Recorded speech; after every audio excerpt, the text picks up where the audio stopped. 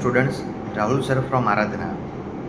હવે આ વિડીયો એટલા માટે બનાવ્યો છે કે આપણા ક્લાસીસમાંથી જે વિદ્યાર્થીઓ ધોરણ 10 પાસ થઈને નીકળી ચૂક્યા છે અને જે વિદ્યાર્થીને 11-12 કોમર્સ લેવાનું ફાઇનલ છે, પણ જે હજુ બી વિચારી રહ્યા છે કે 11 કોમર્સ નહીં ને 12 કોમર્સમાં સર એડમિશન લઈશું તમારે ત્યાં, તો 11 કોમર્સની અંદર બધા વિષય નવા છે.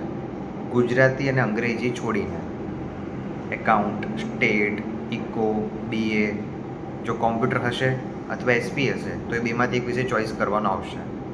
બરાબર. 9મું ધોરણ પાયો હોય 10મા ધોરણનો, એવી રીતે 11મું ધોરણ પાયો છે. तो कि सर 11वीं हम कर लेंगे, फिर 12वीं में आपके वहाँ से पढ़ेंगे.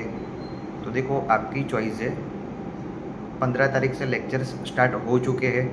मैंने अपने स्टेट के सब्जेक्ट्स में सब ब्लूप्रिंट वो सब लिखवा दिया है. ठीक है.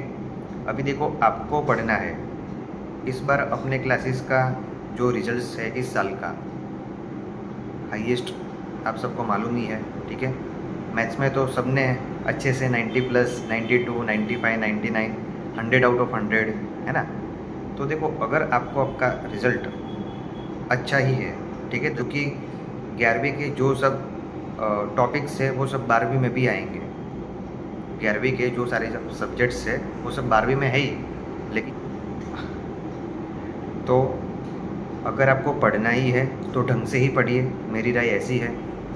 फिर क्यों ना टाइम बिगाड़ने का कि भाई स्कूल खुलेंगे उसके बाद, देख उसके पहले सिलेबस हो गया होगा आधा कंप्लीट, फिर वो फिर से करवाने का टाइम लेके वो इतना नहीं जमता है ना.